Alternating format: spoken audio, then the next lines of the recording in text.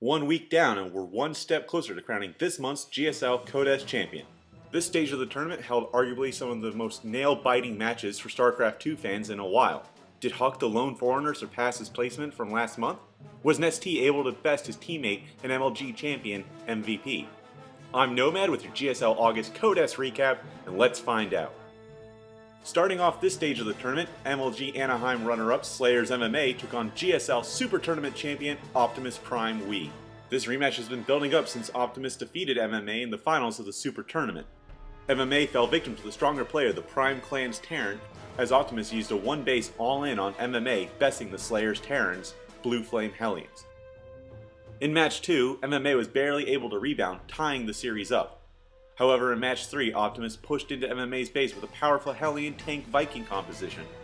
Although set back, MMA kept fighting on until eventually he yielded. Optimus was able to take the series 2-1, advancing to the quarterfinals. With a strong run in the group stage, many thought Bomber would easily defeat his opponent Keen in another TVT matchup. Despite having placed first in his group, Bomber was unable to get the best of Keen after Keen used constant Blue Flame Hellion drops, decimating Bomber's economy. Despite the loss, Bomber was able to tie the series up 1-1 in the second match. Keen, however, showed he was the better player this time around, disposing of the Terran and advancing to the next stage. In one of the few non-TVT matchups, OGS teammates Zenio and Top took each other on to the next quarterfinals slot. Zenio was able to take the first game by confusing Top with a sneaky strategy utilizing a hidden expansion. Despite a bunker contained by Top, Zenio used a Baneling all-in to win the match.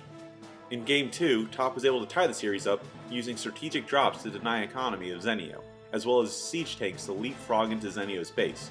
In a deciding game, Top, despite Zenio being maxed out in food, was able to exploit Zenio's attempt at getting Broodlords, taking the GG and securing his spot in the round of 8.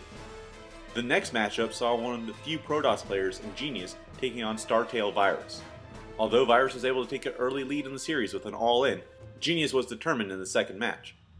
In the second match, Genius used a Proxy Stargate for some Void Ray pressure.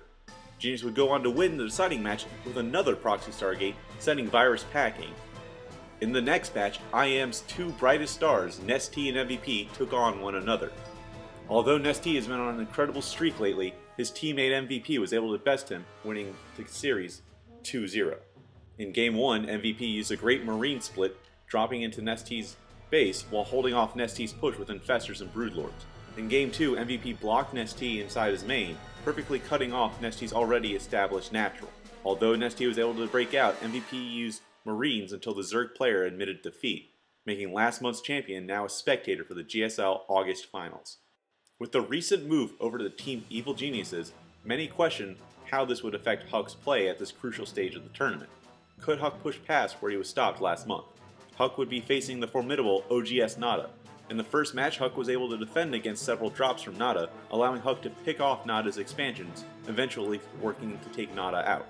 However, Nada wouldn't die that easily, as in Game 2, Nada was able to rally back after Huck broke through a wall off in Nada's main.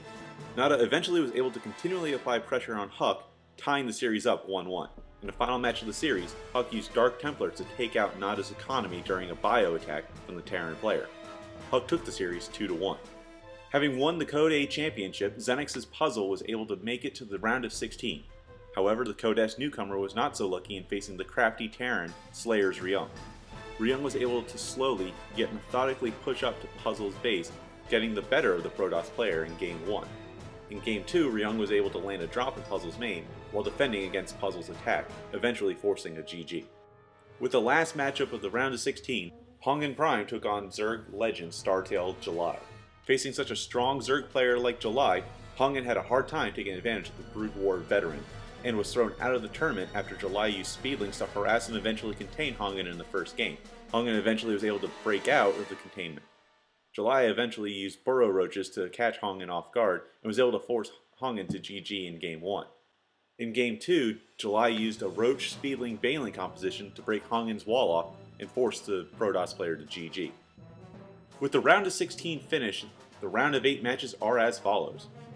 Optimus Prime Wii will face Keen. OGS Top will take on one of only 2 Protoss players in Genius.